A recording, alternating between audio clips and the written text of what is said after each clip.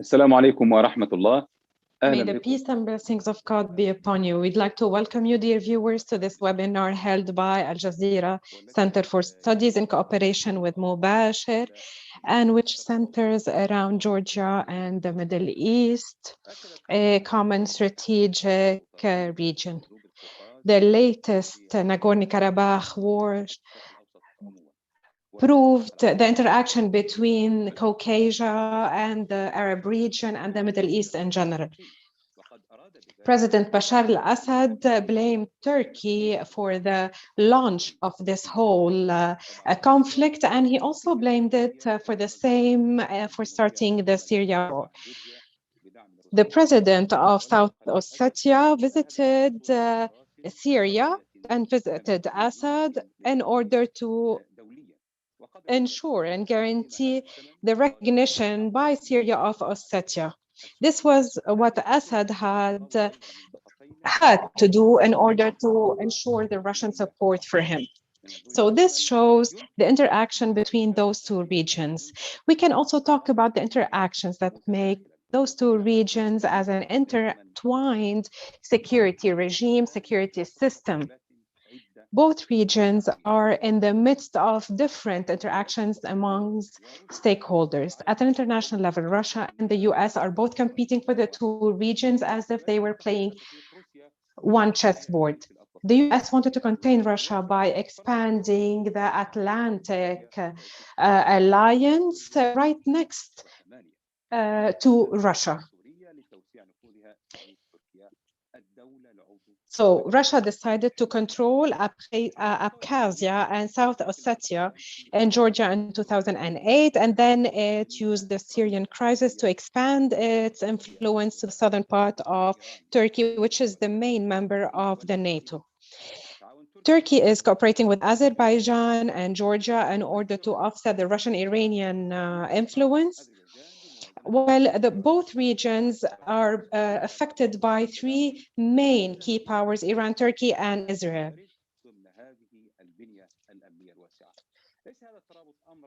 This interaction is not something new. It goes way back in the past. South Caucasus has always been part of the conflicts between the Persian, Ottoman, and Russian empires, and it had expanded into the Middle East. And we can say that the geographical requirements will further expand these interactions, and even the modern technologies will make this even more expedited and more intense. So we are going to discuss these interactions, structural, conjunctural, as well as the interaction between the different situations. I would like to welcome you in this webinar. I would like to welcome our dear guests today. We are being joined tonight, Dr. Victor Kibiani, who heads the JOK Center in Georgia. I would also like to welcome Mr. Hawas Taqiya, who's a researcher in our Center for Studies, and Dr. Wathiq Sadoun, researcher in Orsam Middle Eastern Studies Center in Ankara. At the outset, I would like to give the floor to Dr. Victor Kibiani. Dr. Victor, there are regional policies that emerged after the last Nagorno Karabakh War. Can you kindly tell us more about these policies, about the current reality? Excuse me, I was expecting an English translation, but nevertheless, I understood that you addressed the question to me. So I understood that you're... And pleasure to welcome the audience. I'm very happy that this webinar is finally taking the place. We've been working with Zero for some quite already to set up this event. I'm very pleased that we reached this this day, and I'm very pleased with the cooperation we have. And thank you again for your input, and thank you for distinguished panelists to attend. In view of the time experience, let me go and to my brief notes, and I will give you my takes, several takes on the situation in the region as a result of the second Nagorno Karabakh War. Indeed, new equilibrium of regional powers in the South Caucasus as it stands today, is the direct result of the Second Nagorno Karabakh War. Such equilibrium, although it's quite murky and obscure enough. And the key reason for that obscurity, if you ask me, is that the ceasefire agreement dated November the 10th last year was drawn up in a bit hasty way, and there are some still vague issues which appear in that agreement, and which the conflicting parties and the parties who took responsibility over the keeping the ceasefire still find difficult to interpret. Actually, there are different interpretations in that respect. But before setting aside the peculiarities of the ceasefire agreement, let me give sort of, some summary description for the alleged winners and losers of the recent Karabakh War. Let's start with Russia, obviously the key player in the region. What we have today as a result of the latest conflicts, that Russian peacekeepers nowadays are stationed in the Nagorno Karabakh, and Nagorno Karabakh conflict war in the former Soviet area was the only conflict where Russians were not present, and today they're in Nagorno Karabakh as the peacekeepers. It's also important to note that Moscow presumably has entrenched its political bonds with Azerbaijan, and also gaining more leverages over the Armenian foreign policy than it had before. It is also interesting to note that we are witnessing today a new type of geopolitical cohabitation of Russia and Turkey in the region. And in a way, I could say from my standpoint that Russia got into geopolitical quagmire and finds itself between rock and hard place, which is not new situation for Russia, because we don't have to forget that starting from the 19th century, the Caucasus as the whole became and still remains the geopolitical pillar of the Russian foreign policies. And it is also very important to note, and I should emphasize for the attention of our audience, when we speak about the frozen conflicts in the South Caucasus, and particularly the frozen conflicts in Georgia, those are essentially geopolitical conflicts, of course with some ethnical shape and colors, but those are in the first place geopolitical conflicts. And those conflicts exactly reflect competition of powers for regional influence. The next stakeholder and the major stakeholder is Turkey. There are some expectations that Turkey would get more leverages as a result of the Nagorno-Karabakh conflict, as a result of the ceasefire agreements, but basically it got a little bit less leverage than it was expected. Still, among gains which Turkey has got are even stronger political and security bonds with Azerbaijan. And today, the fallout of Nagorno-Karabakh War gives us the basis to say that Azerbaijan and Turkey, they almost enjoy a strategic alliance in the region. And this is very important point for any further developments, regional developments. Also, for the first place, since within the span of 100 years, Turkey militaries are in the region, although not as tangibly present, but still they have some monitoring duties alongside Russian peacekeepers, and they constitute part of the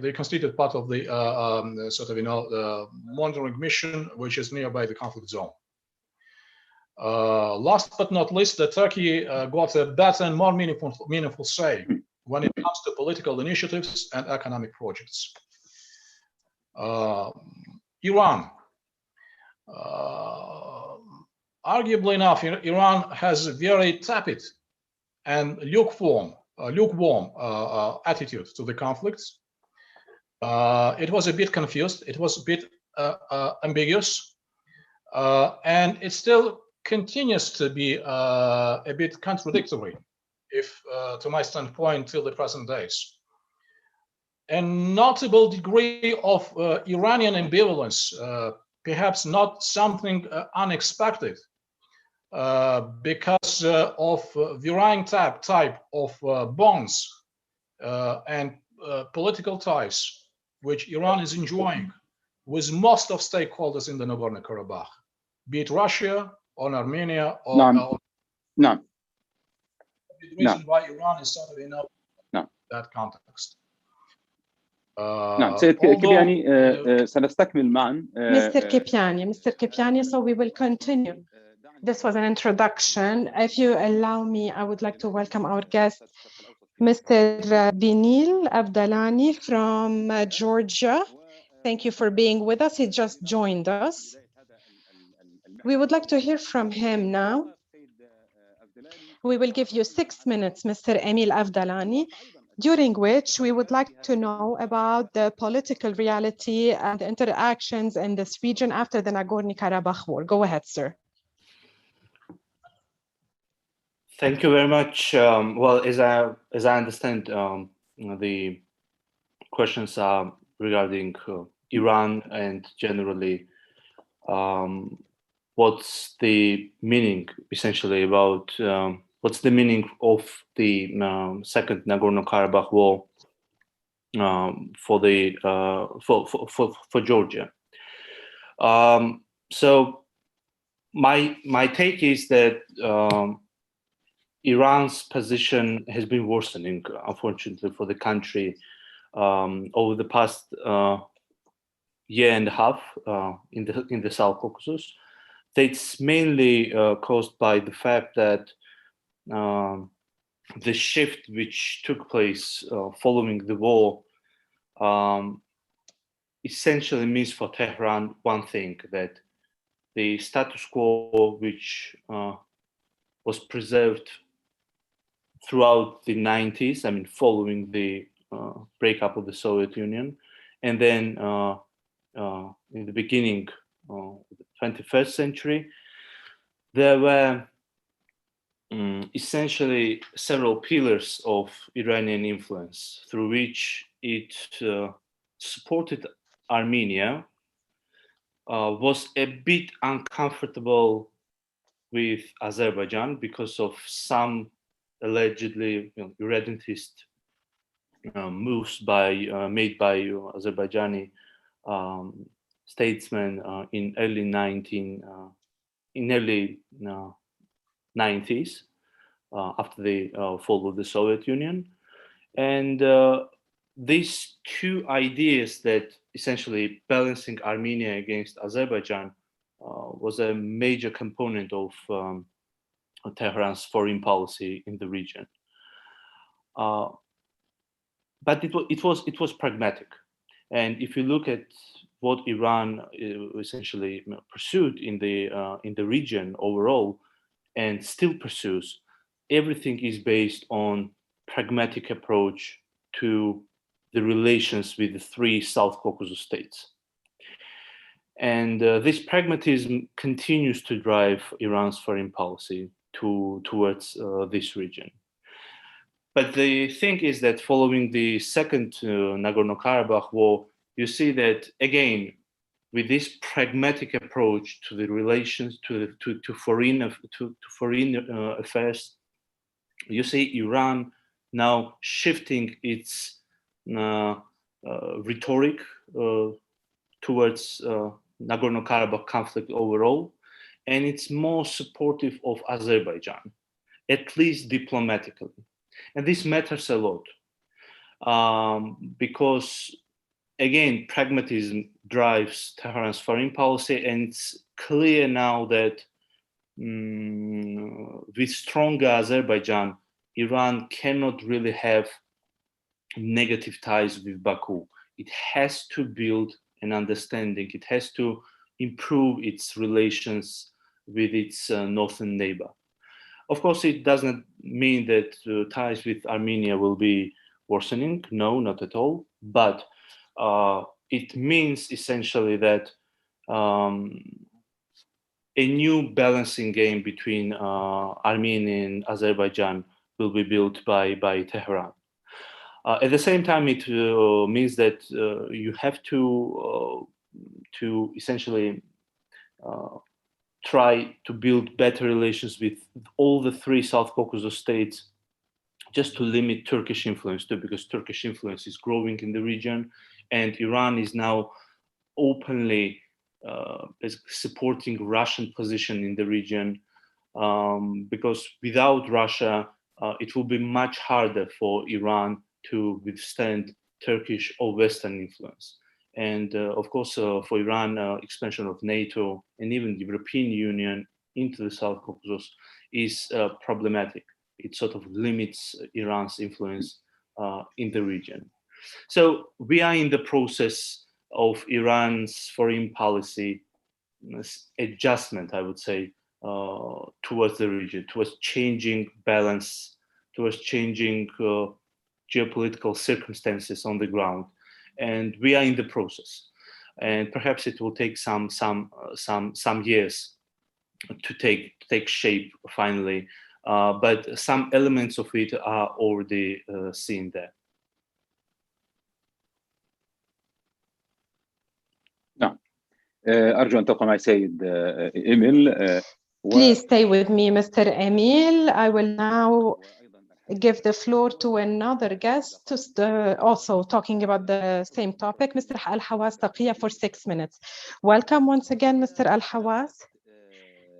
And we would like to talk now about the relationships between the Gulf countries and those South Caucasus countries, Georgia and the South Caucasus countries. The Gulf states perceive these countries through their regional and international relations. The question here, where does Georgia stand here in the calculations of the Gulf states? Thank you for this webinar. I'm very happy to participate in it with this elite of researchers and speakers.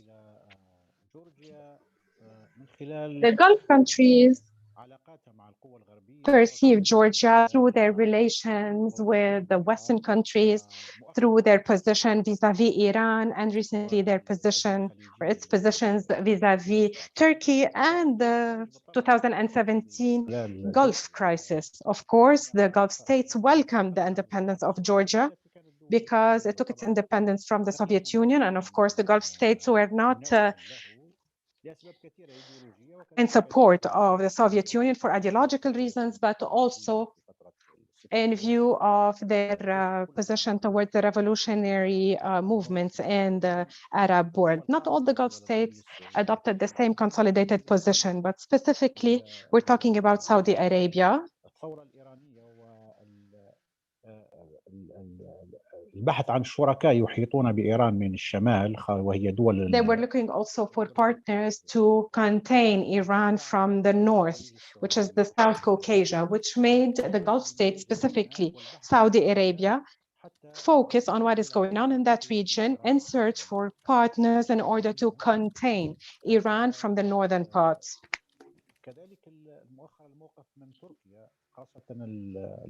Also, regarding the position vis-a-vis Turkey by the UAE and Saudi Arabia, who stood against Turkey. So it made the Gulf states change their attitude vis-a-vis the Caucasian countries, because they know Azerbaijan is in an alliance with Turkey, and Georgia is the main link between those two countries, because Armenia stands between them and obstructs this alliance. Going from Azerbaijan to Turkey, you have to go through Georgia, and the railway and also the power supply from Baku to Turkey goes through Georgia. So Georgia is of key importance in this interaction, in this linkage. The UAE, for example, is now leaning more towards supporting Armenia because they both stand against Turkey. And they stand a little bit further from Georgia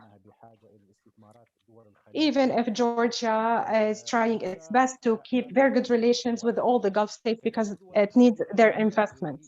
Furthermore, the Gulf countries right now are witnessing some intense interaction because Georgia now has become a very important link in the new Silk Road of China, which is going to link this very big geographical area to another big geographical area, which is Europe. And this is very important for the investments of the Gulf. And here, Georgia is going to play a very, very important station because it's through Georgia that they can get to Europe through the Black Sea. And it can extend its relations or linkages with Europe. Also, there's also a linkage with the Mediterranean Sea and the South Mediterranean. So Georgia is trying its best now to attract investments, and it is achieving very good successes here as an investment conducive and investment supportive country. So this has to do with the relation between those countries, specifically the latest UAE and KSA against Turkey, specifically UAE against Turkey. So all this made the Gulf states focus more on the Caucasian region,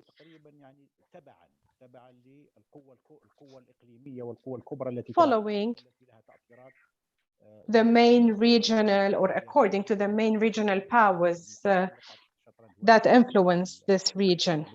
As you said in your introduction, we have the US-Russian competition or conflict, and you have the Iranian Gulf conflict. You have the competition, if we don't want to say conflict, let's call it competition.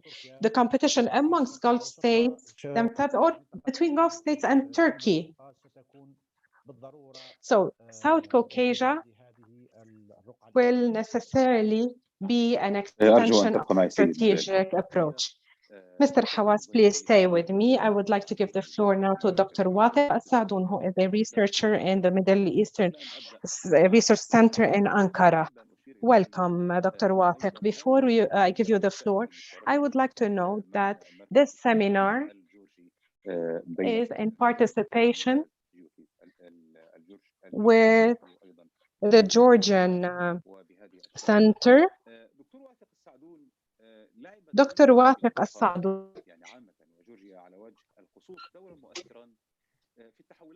Georgia specifically in Caucasus has played an important role in the changes and transformations in the Middle East.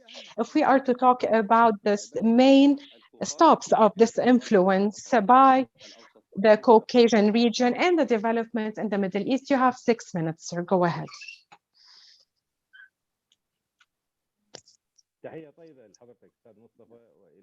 Hello, everyone.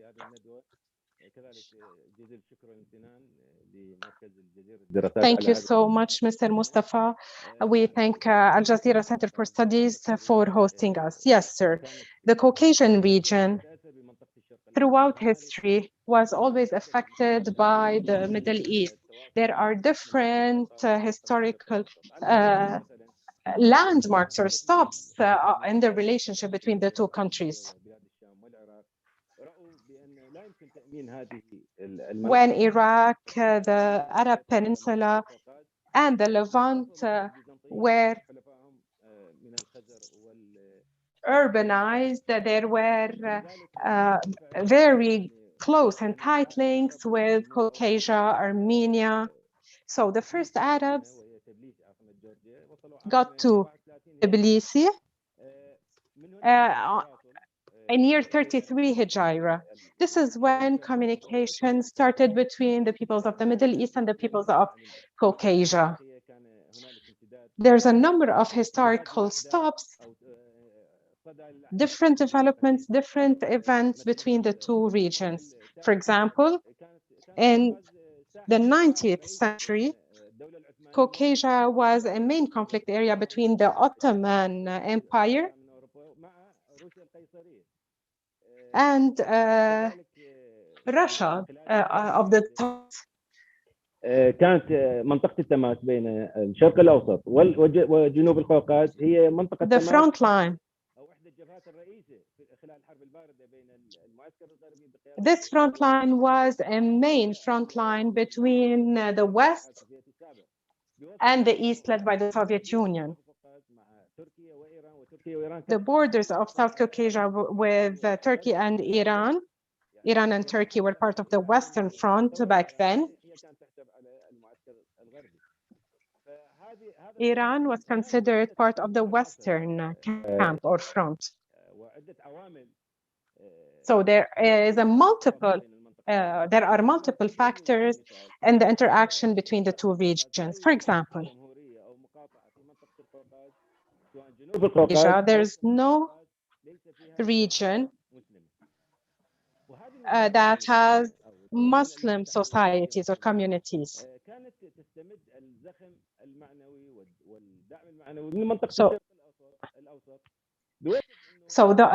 They had Muslim communities which got their support from the Middle East, because the Middle East is considered to be the heart of the Muslim world.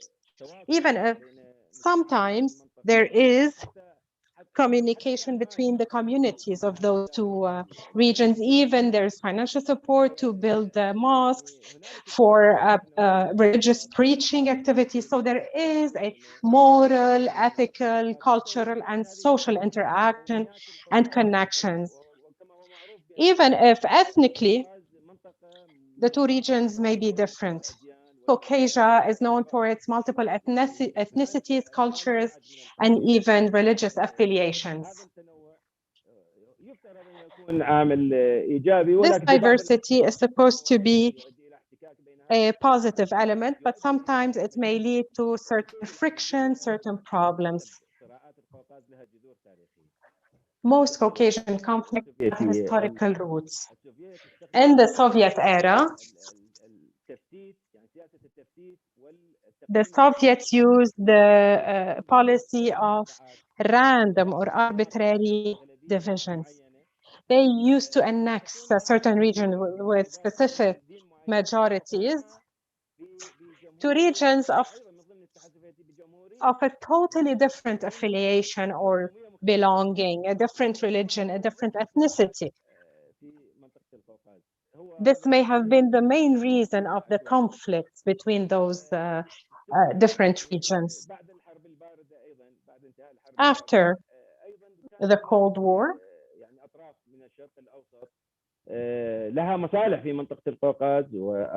there were countries in the Middle East who had interest in Caucasus,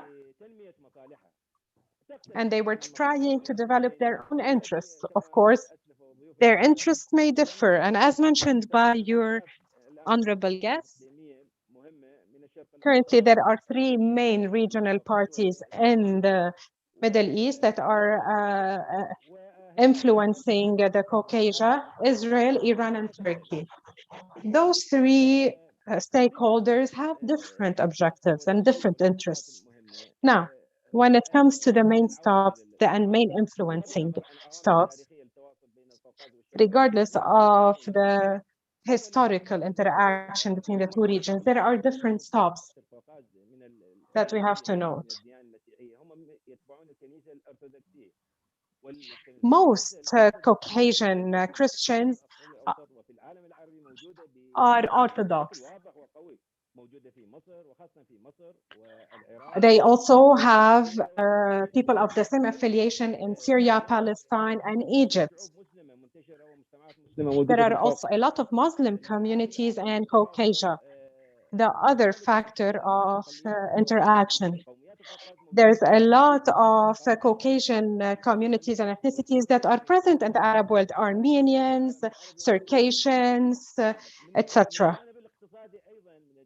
Now, from an economic perspective, the important economic activity in Caucasus is almost similar to the one that is happening in the Arab region, specifically the oil and energy sector. So all these are factors that further the relations between the two countries other than the historical ties.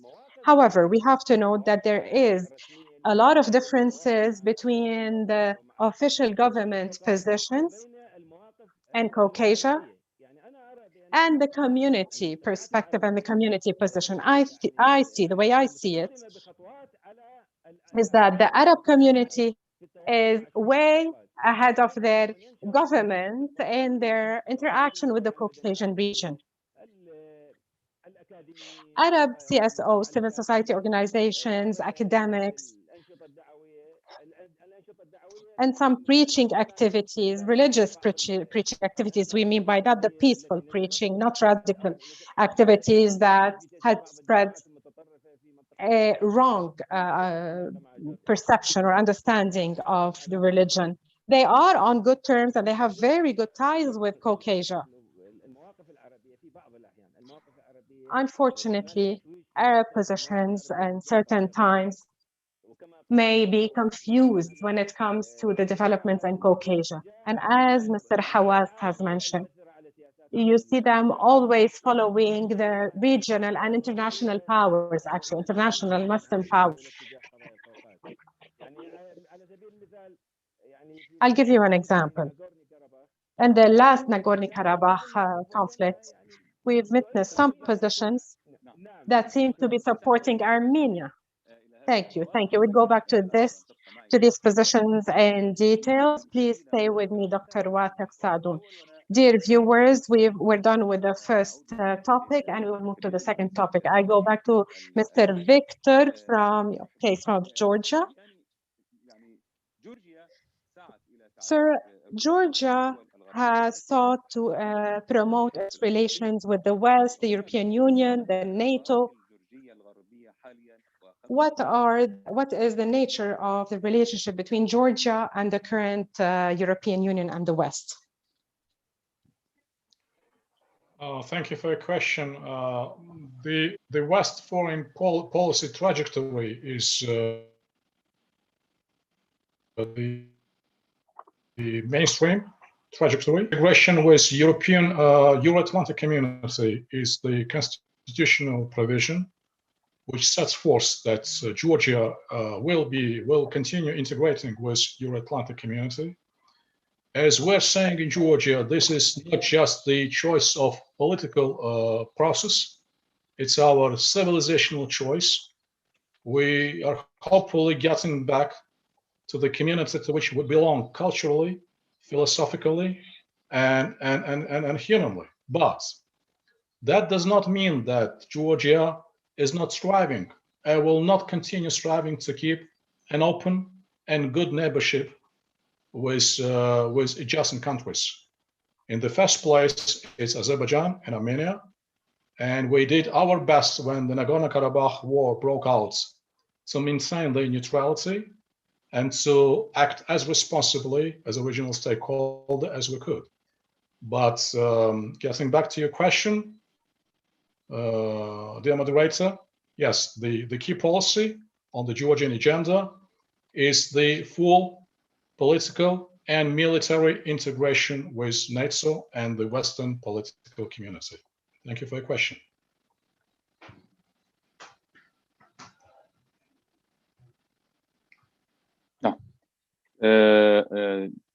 نعم سيد كبياني ربما أيضا. Thank you, Mr. Kipiani.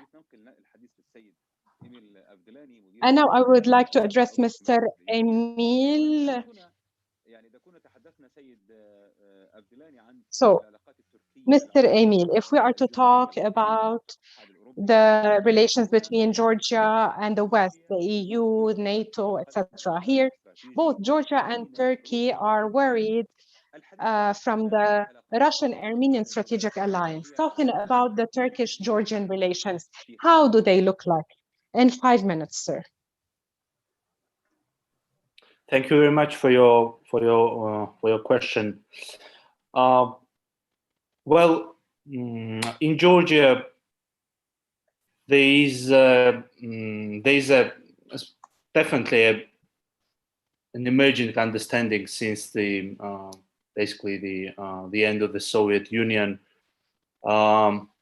where you had growing alliance, strengthened alliance, I would say, burgeoning alliance even between Armenia and Russia, and it takes various forms. I mean, from the military to economic realms, and for Georgia, of course, it's problematic. It's problematic because of the geographic situation. The country, which is in between Russia and Armenia, it serves as the shortest way, shortest bridge for both countries to communicate via land and air. And this always tests Georgia's willingness or unwillingness to cooperate with one or another power. Considering how difficult relations are between Georgia and Russia, because of the Russian military activities on Georgia's lands, I mean Abkhazia and the so-called South Ossetia. This creates, I mean, Armenia-Russia alliance creates troubles, difficulties for the official Tbilisi. For example, the latest example was, latest case was the Second Nagorno Karabakh War, where Tbilisi was constantly accused of either allowing or not allowing Russian military planes via its territory to Armenia.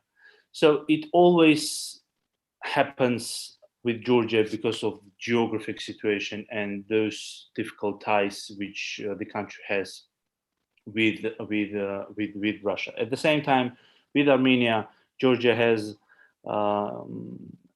relations of the level of partnership, I would say. They are good neighborly relations, but at the same time, there could be at times tensions over those transit issues when it comes to supplying Armenia with Russian arms and so on and so on.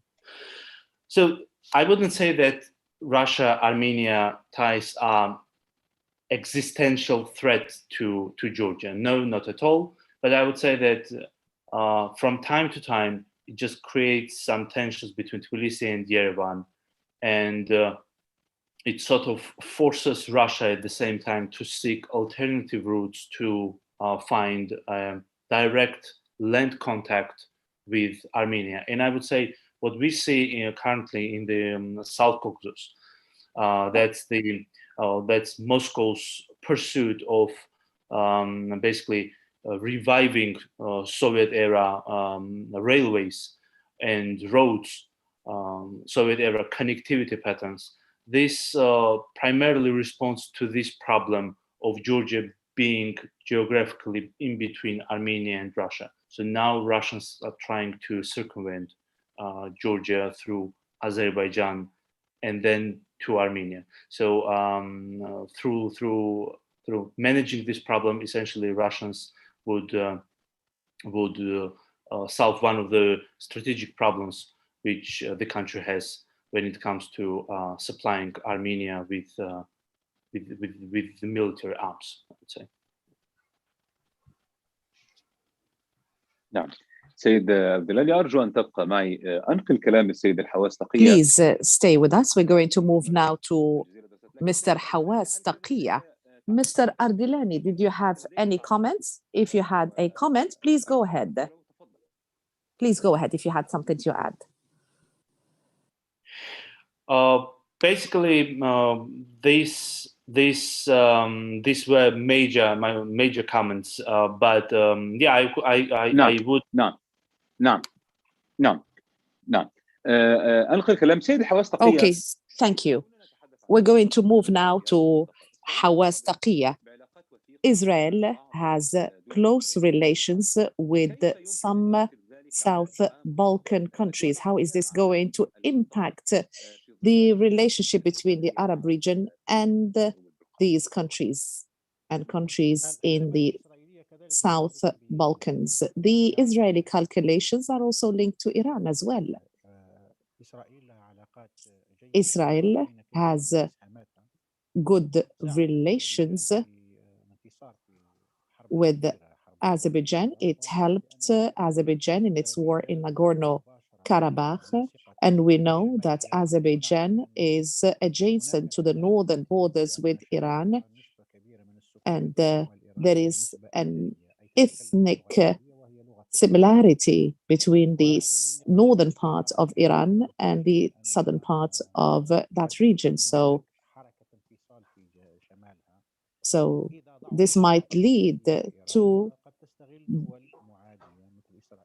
divisions over there, separations, if there is any incitement when it comes to this minority. And we talk here about a large minority. So Iranians of Azerian origin are not a small number of persons. No, this constitutes a large number of people.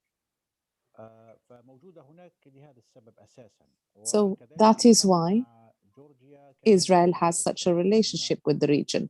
And the same applies to its relationship with Georgia. There is a security dimension that should be taken into account. So we talk about Azerbaijan, Georgia, and Armenia. If you're with Azerbaijan, you go in necessarily to be with Georgia. Why? Because Georgia seeks a country that would support it in order to alleviate the burden of Russia that wants to divide and dismantle Ossetia and Abkhazia.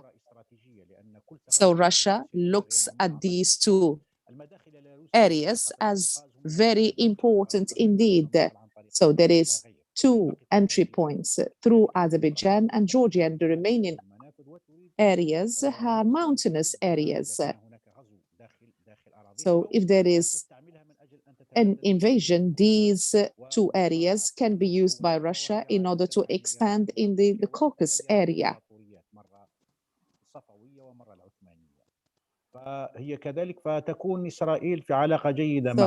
Israel is in good terms with Georgia because it wants to be adjacent to Iran and help Azerbaijan in order to be able to remain strong in the conflict running. Israel condemned the Russian military intervention in 2008 in Ossetia and Abkhazia. And there have been condemnations in Georgia supporting the intervention.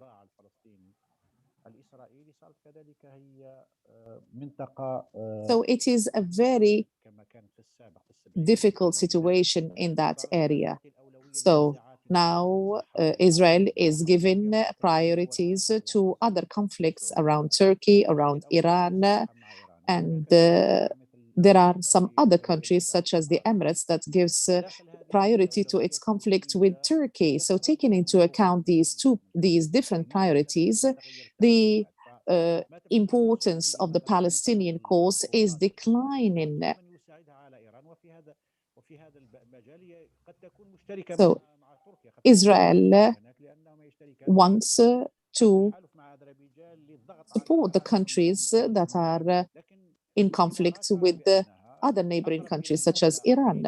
But the Emirates is closer to Armenia in order to put pressure on Turkey, in order to restrict Turkey for it not to be able to expand in other regions, whether this is in Libya or in the Red Sea or the Horn of Africa.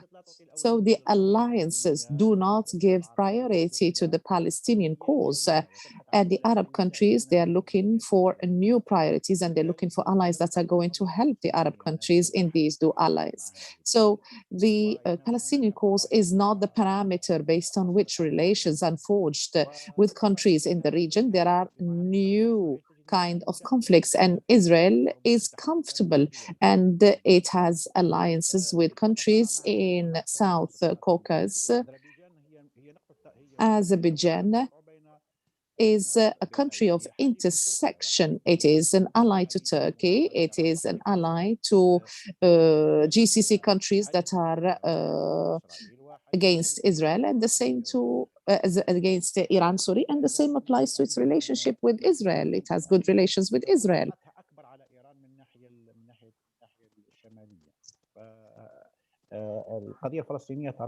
So the Palestinian cause has declined in priority when it comes to Arab countries' relations, and this has impacted the scenarios running in the Caucasus area. Please stay with us, Mr. Hawass. I'm going to move to Mr. Wathiq Assadoun from Ankara. Dr. Wathiq, there are incidents taking place in this region. We have the war in Nagorno Karabakh, but the Russian invasion of South Ossetia, and we have seen what has happened and the repercussions. I would like to ask you, what are the positions of the Arab countries vis-a-vis this war, the invasion of South Ossetia and Abkhazia, and how has this been used in the interest of Arab countries? I'm talking here about Arab countries in particular. With regard to the Russian invasion of South Ossetia, even the naming of this region was coined by the Soviets. It is Ossetia, but it was divided into North and South Ossetia as part of the scissors policy, which is the means that was used by Russia in order to divide the nations of the country. During that period of time, so the invasion happened in 2008, and during that period of time, they were in the Iraqi quagmire, but the influence was still strong. It is not as it is now. So Arab regimes that are pro-US, their position of the invasion was similar to the position of the West and the US, similar to the Western position. So it was a strong position made by the US and the West. Even the US threatened Russia that it would be expelled from a number of world organizations. So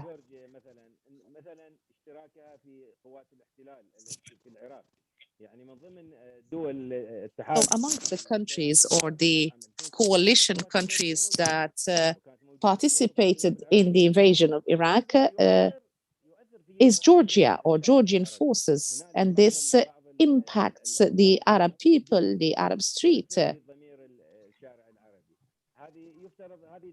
So these are historical lessons that should not be repeated in the future. So there are some Arab positions that did not care about what was happening. So the official positions are very weak when it comes to dealing with the Caucasus area. CSOs, civil societies, and so on, made some steps. But if we look at this problematic when it comes to the invasion of South Ossetia, that coincided with the official separation of Abkhazia. So the second part of your question, how was this used, these incidents, how were they used by Arab countries? Particularly the separatists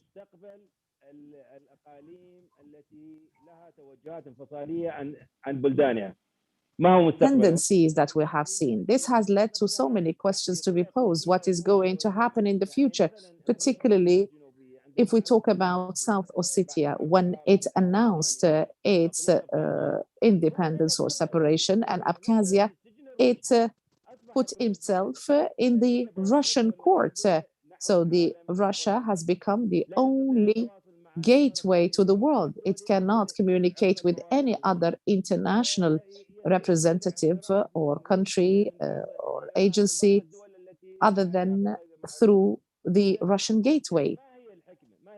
So what is the wisdom from separating from the mother country and imprisoning the country with one regional power in order to meet and satisfy patriotic and nationalistic tendencies? So now countries are more towards unification since all economies are suffering a great deal. That is why so many countries, they aim to unify their ranks within one country. But if there is a region of a small number of, we talk about 100,000 in Ossetia, and Abkhazia, we talk about maximum 200,000 in a very, very small area. And they are very much linked to Russia. So what is the future going to be? So since 2008 till date, no country recognized the independence of these two regions, except the Syrian regime and some other regimes that are pro-Russia. Perhaps they can give some facilitations to these two regions. So there are two main lessons that we should benefit from since 2008, or even three lessons. The first lesson, Georgia should be wise in the way it deals with Arab countries. The second lesson that we should learn is that the separatist region or the separatist tendencies should take into account the relationship with the mother countries in the region. And the third lesson, the Arab region should pay heed to the Caucasus area and should communicate with this region, because these are very, very important. They have to keep them close because these are very important regions. Thank you very much. Please stay with us. We're going to move to the third theme, Georgia and the Middle East. So this is part of the seminar that is being convened between GeoKeys and Al Jazeera Center for Studies. Mr. Victor Kibiani, we often say that there are influential events that have happened in the region, particularly after the invasion of Russia of Ossetia. So there is another thing that has happened, which is the Nagorno Karabakh War in 2020. This has changed the balance of power in the region, particularly in South Caucasus. Azerbaijan was able to expand and was able to communicate with Nakhichevan and reach Turkey. And Turkey has become a central power in the security of the region. How has this war and the outcomes of this war, how have they impacted Georgia? Well, thank you for your question, but just a quick clarification with regard to the statement which the previous speaker has made. There is no Ossetia in the territory of Georgia. The proper Ossetia is in Russian Federation, and the previous speaker has made the right point. Then the so-called South Ossetia was named as a South Ossetia exactly because of that imperial approach of divide and rule. So this is a very important clarification for me that this Ossetian nation was not divided between North Ossetia in the Russian Federation and South Ossetia in Georgia.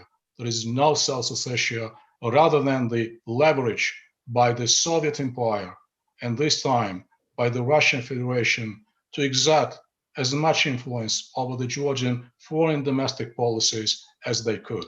Therefore, at the beginning of my presentation, I mentioned there are no essentially ethnic conflicts. Those conflicts are purely of geopolitical nature. And these are the genuine causes for us to understand exactly and precisely what's happening in Georgia proper. This is very important for us to note. Now, with regard to the Middle East and the South Caucasus, my distinguished colleagues at this panel made an excellent point that even though the Middle East and the South Caucasus on the surface are so different from each other, same time, substantially, and they're so close to each other, and I would explain why. First of all, both regions are experiencing a heavy influence of powerful regional actors. This is one point. This is the key point which brings the fabrics of South Caucasus politics and the Middle East politics closer to each other. And the second point, a relatively high degree of vulnerability of domestic institutions. This probably and arguably is the second feature which could be singled out as resembling those two regions. And I was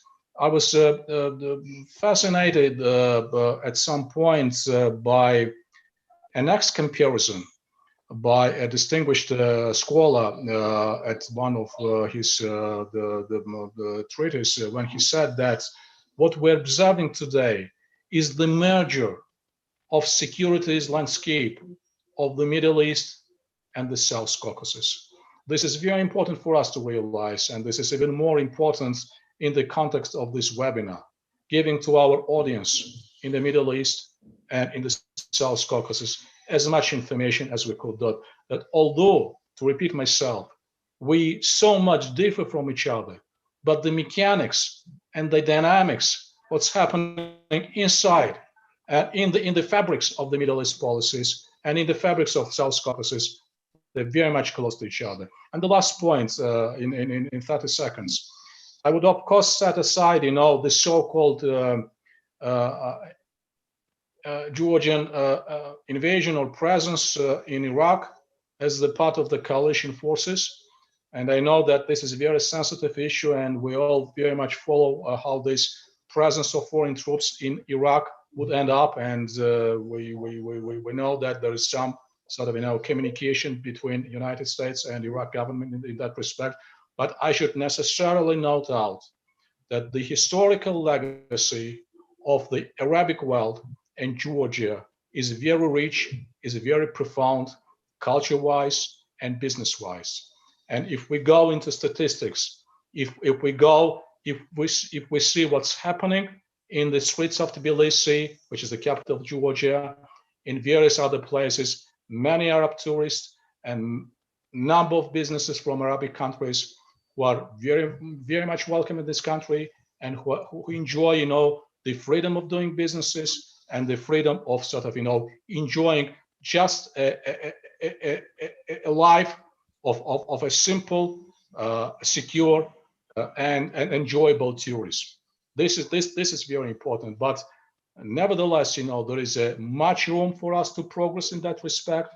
And this exchange of information, which hopefully would be followed up by another connections and the numerous connections, I very much hope so, and I cross my fingers, would give respective audiences more welcome note from Georgia toward the Arabic world and from the Arabic world toward Georgia. Thank you. سيد فيكتور كبيان يعني أيضا في نفس السياق الذي تحدث عنه. In the same context that you talked about, what you have said that there are Arabs in Georgia, yes, this is true, and this underlines what the guests have said, that the nations, the people have been much more advanced in their relations compared to the countries. So I would like you to say or clarify, has Georgia been impacted by Nagorno Karabakh? Please, if you can explain that. Of course, we are impacted because the fallout of the Nagorno Karabakh War provides Georgia with more hostile environments than it was before the outbreak of the Second Nagorno Karabakh War. Because with increased presence of Russian troops, this time in Azerbaijan itself, of course, it poses serious security threats and challenges to Georgian security and its foreign policy agenda. So the answer is definitely positive. It's yes. نعم أرجو أن تبقى معي السيد So كبياني. please stay with us. I would like to move to Mr. Adilani. We are still talking about Nagorno Karabakh and the impact on Georgia. Russia has reinforced its presence in South Georgia after Nagorno Karabakh in 2020.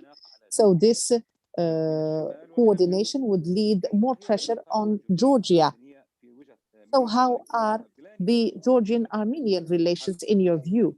And the Armenian-Russian coalition, how is it going to impact the Armenian security?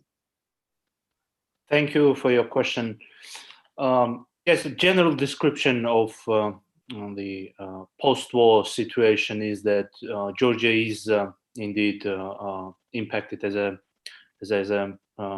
my colleague from JOK said, that the situation is not that good for Georgia in terms of how much Russian influence has grown in the South Caucasus over the past several months since November 2020 when trilateral agreement was signed.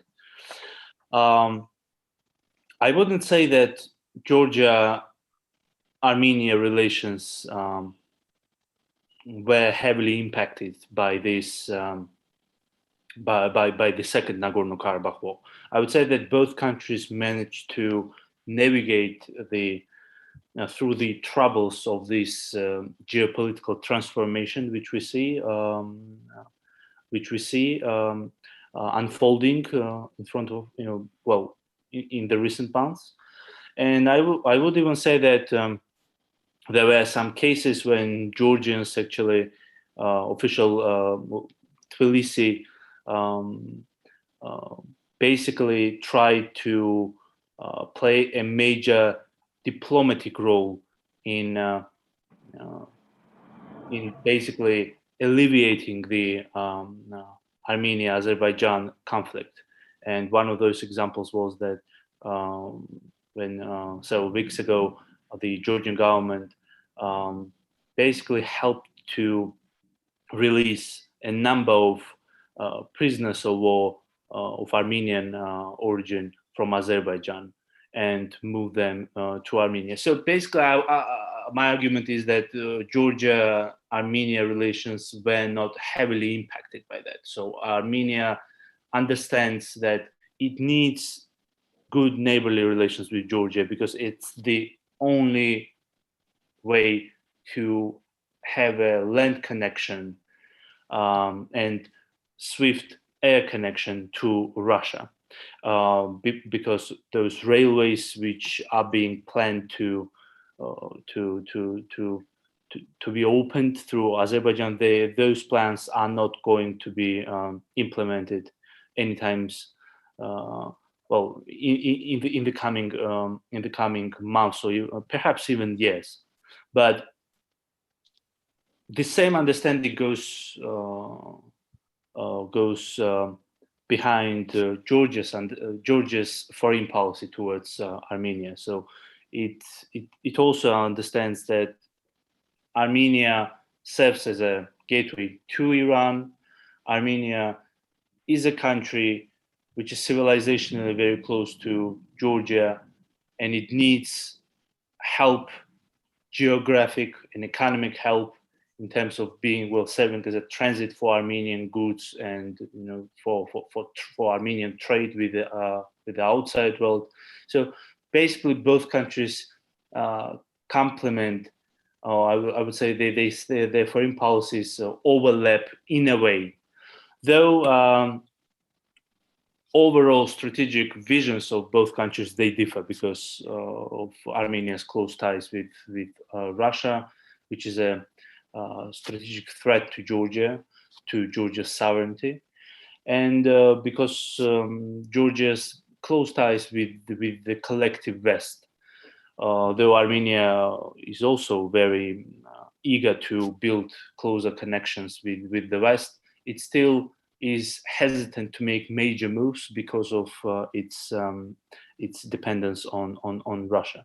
So I think that what we will see in the coming years, or perhaps even in a decade even, is the continuation of the pattern of the established relations between the two countries, which we saw since the end of the Soviet Union. And even with the reviving of Soviet era railways through Azerbaijan, I think that the Georgian route will remain a major highway, major transit, major hub, perhaps for Armenian goods, for Armenian trade with Russia and the outside world, because of those Georgian ports, which basically serve as a connection for Armenian trade with the European Union.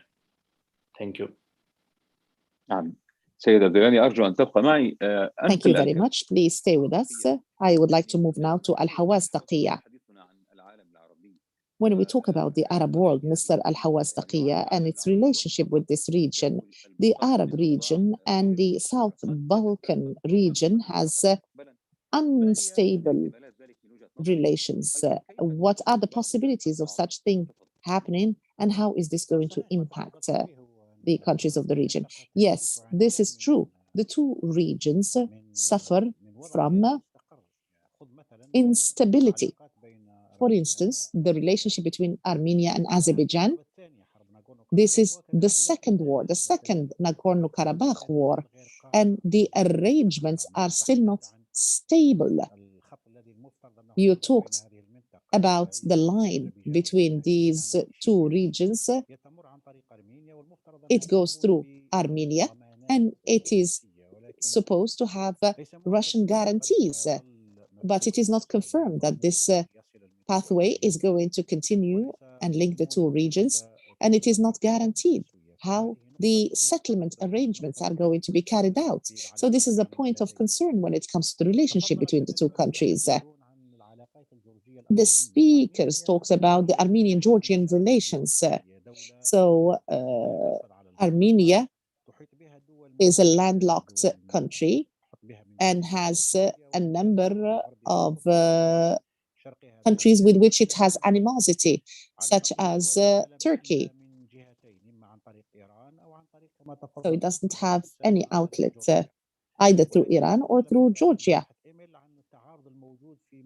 But we have the contradiction in the Armenian relations. So it needs Georgia for its ports, but the relationship with Russia annoys Georgia. So the more the influence of Russia in Armenia, the more Georgia feels it is between the claws of the bear. So the relationship between Georgia and Armenia is of concern. Armenia needs more Georgia, but its relationship with Russia makes Georgia be cautious about this relationship. Yes, there is some concern. There is caution because the relationship might see or witness an imbalance, and perhaps it would be more inclined to the other parts.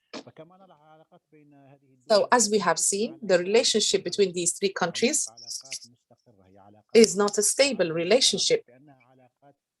So there are so many instabilities.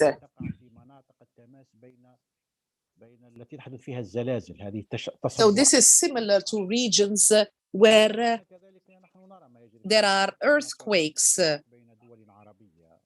So this is similar to conflicts happening in the Arab region. So the problem, if one of the three countries or the two countries, Russia and America, for instance, if there is a conflict between the two countries in the Caucasus, and this is something that is expected, so the reactions would be in our region. So similar to what is happening in Syria and what is happening in Georgia. On the other hand, if Russia or America, if they have a problem in our region and a country advances over the other one, this perhaps can lead to revenge in the Caucasus area. And the same applies to Iran, Turkey, and Israel. Perhaps they could use the region for one country to make the other pay the price for other issues. So it can be a place of revenge or an area where revenge would take place. So since these situations can lead to conflicts, so these countries can use these conflicts for their enemies to pay a price. So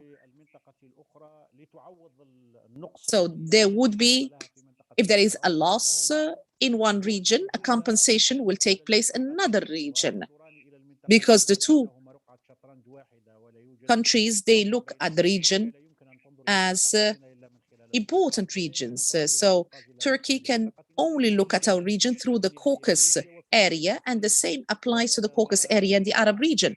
So these two regions for Turkey are important. So Turkey fears or is concerned by the activities of Russia, and also it is concerned by the activities of Syria. So that is why this is how it plays out. The same applies to Iran. So Iran would compensate for the conflicts happening in the region and perhaps strengthen relations with Russia in order to put pressure on the West. And also, there are so many factors, explosive factors in the two regions, in the Arab region and the Caucasus region. This makes the future of the two regions, particularly that the two regions suffer for so many transformations, internal transformations, and in terms of the relationship between the different countries within each region, particularly with the role of America in the regions. America wants to withdraw from the Arab region, perhaps to the Indian Ocean region. So this gives the opportunity to the different regional powers, including Russia, to expand its influence. So the country that used to control the incidents and interactions in the region, which is the US, this country is retreating its presence, and now it is moving to other regions. So this is a grand tectonic kind of transformation, a geopolitical change that is very important indeed. Let's go back to Nagorno Karabakh. What has given the Turks the opportunity to play this role is the fact that the US has retreated from the region. So the countries that were guaranteeing a settlement were the US, France, and Russia, the Minsk group. Now we have two countries. So the US is not there and France is not there. So there is the Turks and the Russians. And this shows and manifests this rise in power, a rise in power that is expanding its influence. And this is going to lead to transformations and changes in the region. So this is going to lead to so many phenomena. Even what is happening in our region, the blockade imposed on the state of Qatar. So it was due to the fact that countries such as Saudi Arabia that wanted to be the guarantor of security in the region, due to the absence or withdrawal of the US in terms of influence in the region. And this leads to issues and problems, and this makes the two regions perhaps face a difficult future unless the countries of the two regions can cooperate in order to alleviate the friction of these rising powers, and also the classical, traditional returning powers such as Russia. Thank you very much, Mr. Hawas Taqiyya. Yes, the American vacuum in the region and the new American policy and America concentrating on China. This leads me to Dr. Wathiq Sadoun. In the light of such vacuums in the south of Caucasus, so the coalition that is now, is it present? And what are the points of similarity and difference between the cooperation in South Caucasus and the Middle East? I'm talking about Russian-Iranian cooperation. I find it difficult to call this relationship a coalition or an alliance. I think that the relationship between the two countries has not reached such a level. Perhaps it is a project to reach a coalition. I think these are agreements that are developing daily due to so many common issues. There are so many common interests between the two countries, and this is going to be for a period of time for a number of points that are common. So when we talk about coalition, we talk about an exchange of the provision of protection. So if we look at what is happening in Syria, and we see what is happening and the aerial attacks made by Israel or unknown aircrafts and the position of Russia. So this project started from the Caucasus. The Russian-Iranian rapprochement started since the beginning of the 90s, when we have seen members of the Revolutionary Guard with the Russian soldiers in the first Chechen War between 1994 and 1996, and also the second Russian invasion of Chechnya in 1999. There were soldiers from the Iranian Revolutionary Guard working with the Russian soldiers. What has made these forces establish a close relationship is to be against the interests of the US and to combat radical Islamic Sunni groups. I'm talking about Sunni and Shia from an academic perspective. So this was the objective. For Russia, it is a security objective, but for Iran, it is something to do with their doctrine, with their creed. And also, they aim to have economic benefits, particularly when it comes to the Caucasus area, which is an area that is rich when it comes to resources. So this is the same relationship that we see in Libya and in Syria.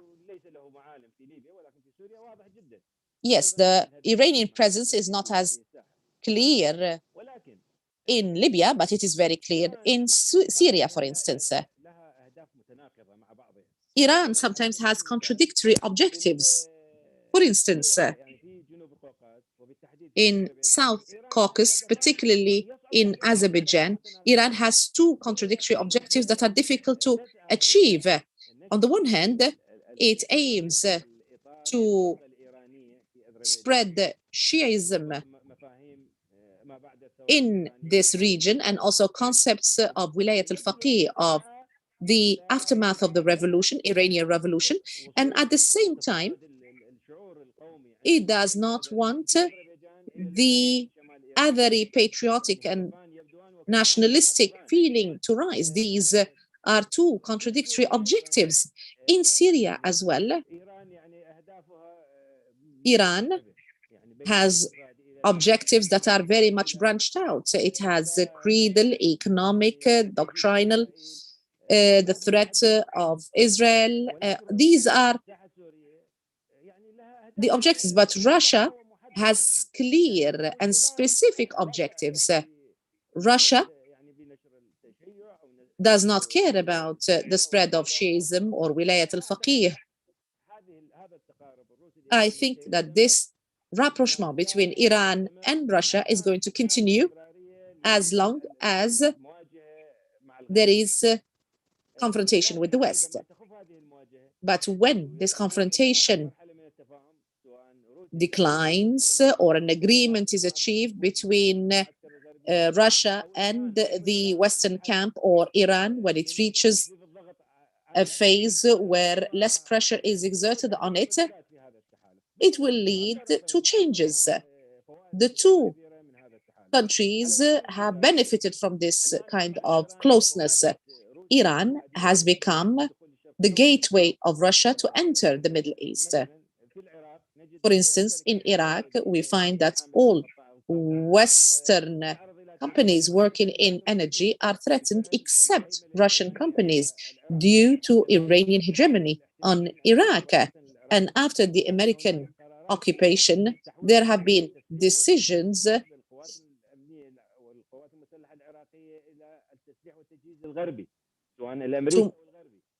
move to Western armament.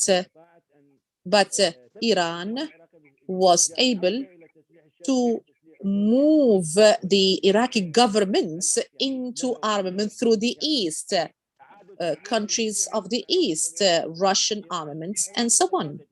Iran has benefited a great deal. Iran has an ally at the Security Council that would veto any decisions that would be against the interests of Iran. So there are agreements, there are political agreements between the two countries, but we have to remember what the Khomeini has said, the leader of the Iranian revolution. He said that America is the big devil and Russia is the smaller devil. Very briefly, the presenter is interjecting. So the relationship with Iran and the return to the JCPOA, is the reason why they want to go to the JCPOA, America, because they don't want Iran to go back to Russia? I think that the US wants to concentrate on China and Russia and want to put an end to wars that never end, such as in Afghanistan and so on and so forth. The US wants to regain its strategic importance through a confrontation with strategic countries such as China and Russia.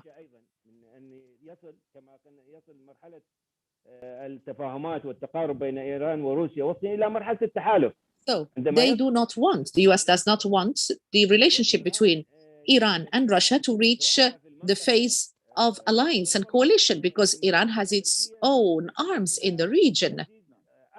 And this is going to constitute a larger threat, more than what it is now. So that is why the American administration wants to alleviate tension in the region in order, as Dr. Hawass has said, to concentrate on the Indian Ocean and the other rising powers in the region. Please stay with us, Dr. Wathiq. So we have come to the end of the different themes that we have discussed, but we can give the opportunity to the speakers to talk about the future, the future relationship between Georgia, the region, and the Middle East. 1 minute to 2 to each and every guest. Would like to start? Mr. Kibiani, would like to start with you. Thank you. Thank you. What is the future of the relationship between South Caucasus, particularly Georgia, and the Middle East region, particularly the Arab region? Thank you. Taking into consideration 1 minute time, I would point out to two key major factors when we speak about future developments and outlook for the South Caucasus. The first point is a new shape of a global order, which would be determined by two major considerations: how the relationships between United States and China will develop. And apparently that development, that shape of a new global order would have an impact on the emerging order in the South Caucasus. This is one point. And I think that the question which was raised in the course of the discussions about the degree of the Western interest in the region, it's a legitimate and valid point, and something which should be addressed more closely. And the second point, which would have an impact on the South Caucasus regional order. When we speak about new shapes of the world order, two key trends which are taking place are new type of multilateralism and increased importance of regionalism.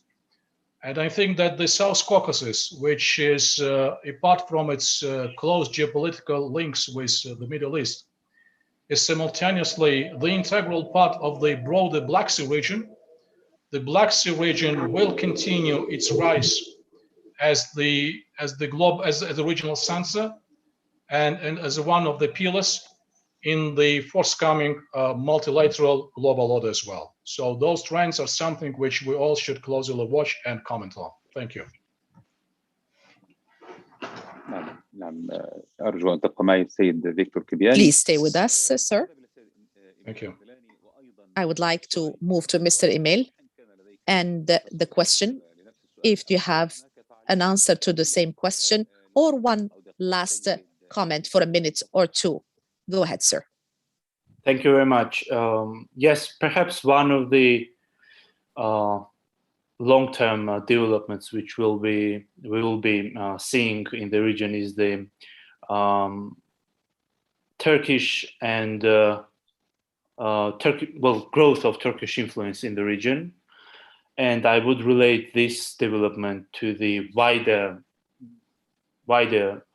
regional developments as I see them in terms of Middle East and South Caucasus being closer to each other than before, than in the 90s, or even since the Russians came to the South Caucasus in the early 19th century. So I would say that in the next years, and we can safely even argue that in the next decades, we're gonna see the growing interconnection between South Caucasus and the Middle East. There are a number of reasons. There's energy resources, there's military and purely economic reasons for this. Yet another important development, of course, is that the shift of attention, of geopolitical attention of the US. So it's basically recalibrating its foreign policy, and the region, South Caucasus, is not benefiting much from that. So as our speakers rightly noted, the US will be shifting its attention more to Indo-Pacific region, mostly China, whether it's containment of China or simply dealing with China, whatever we call it, but certainly paying more attention to China. It requires resources, it requires much of attention, of diplomatic attention, which means lesser US attention to the western part of Eurasia, in which South Caucasus too can be included. So in that regard, I see these two major developments which will be unfolding in the coming years and perhaps even decades.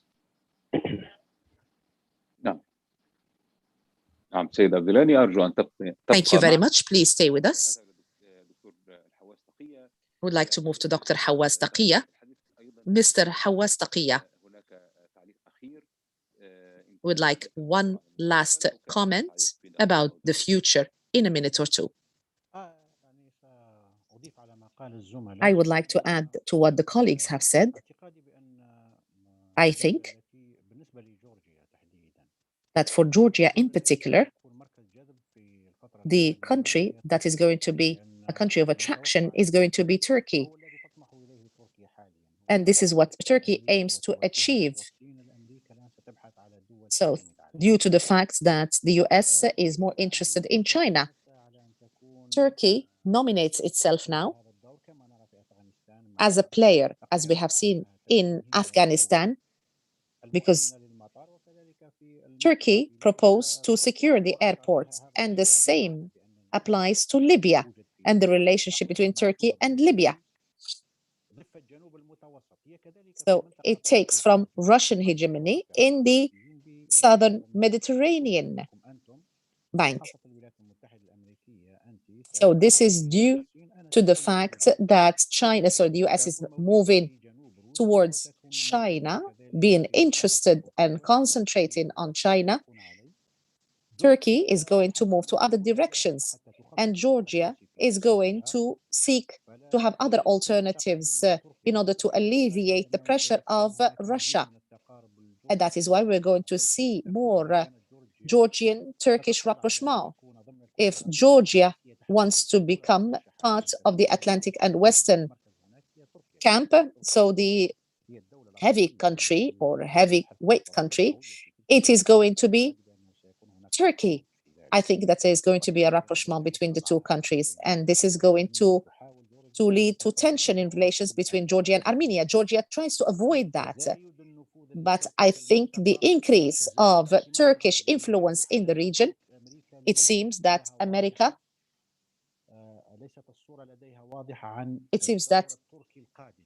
it is not clear yet what the role is going to be for Turkey.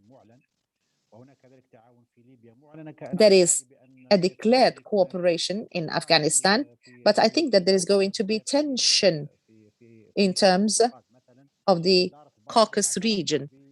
So the Biden administration recognized the Armenian genocide. This was not appreciated by the Turks. I think that these considerations are going to take precedence, and Russia is going to have stronger relations with Turkey. There are GCC countries such as the Emirates that are going to perhaps impede such a role,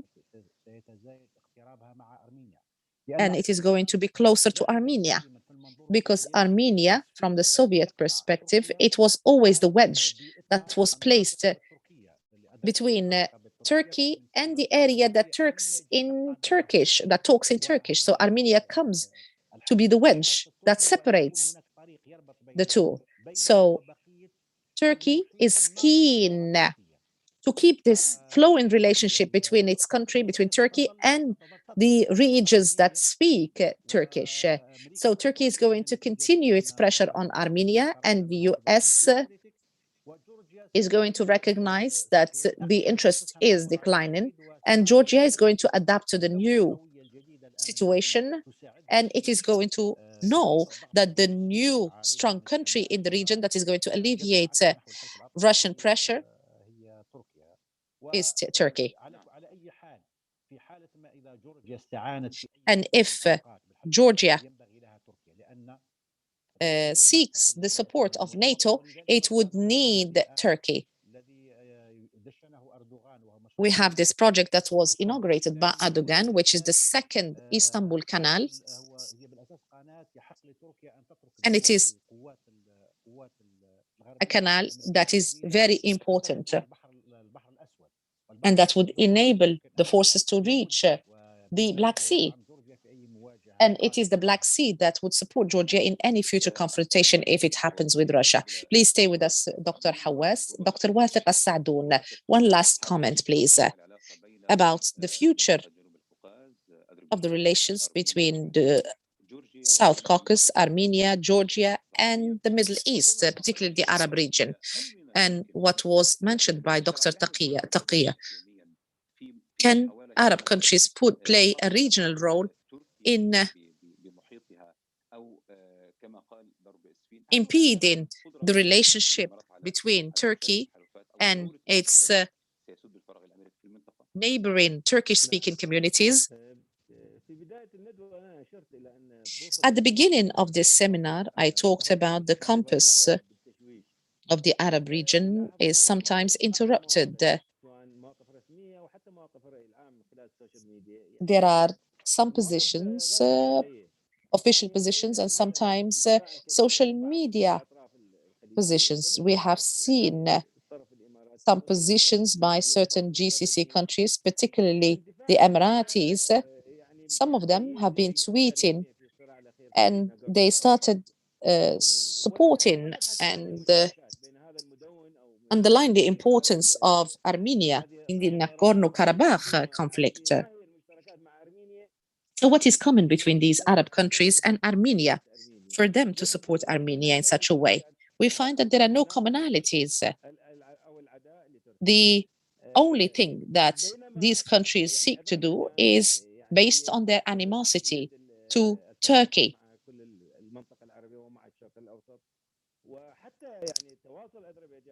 So the communication of Azerbaijan and the Arab countries is better than other countries.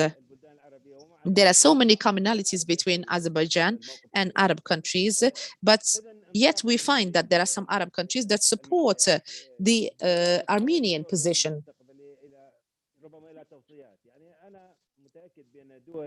I am sure that countries such as Georgia and Azerbaijan are going to increase their interest in the Arab region in order to develop relations with the Arab region. It is better for these Arab regions to give the same interest and have reciprocal relations with the South Caucasus region, to have an exchange of common interests. And the relationship between the two blocs should not be based on emotional drives. I hope that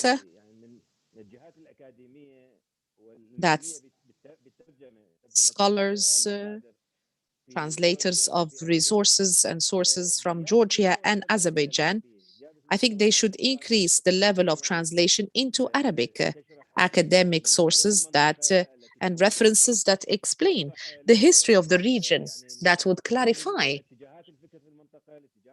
the intellectual and cultural trends in the region. Because this is going to be very important, because there is a shortage of Arabic sources. Sometimes we resort to novels to get information that would help us in our research. So this is very important. So due to this shortage of communication, academic communication between the Arab region and the South Caucasus region, we see what we see now. So what you have said perhaps underlines this cooperation between Al Jazeera Center for Studies and UKIS Center. So this is what we are aiming to achieve, which is exchange of knowledge from its sources through research sources. So at the end of this seminar, I would like to thank our dear guests, Mr. Victor Kibiani from UKIS Center from Georgia. Thank you very much. Mr. Emil, I would like to thank you also from the same center. Thank you so much, sir. We'd like to thank Mr. Hawas Taqiyya from Al Jazeera Center for Studies. Thank you very much, Mr. Hawas. And Mr. As-Saadoun from Middle East Center from Ankara. Thank you so much to you all. Distinguished guests, we would like to thank you at the end of this seminar that has been convened between GeoKeys Center from Georgia and Al Jazeera Center for Studies from Doha. We'd like to thank you very much, and we look forward to seeing you once again in future.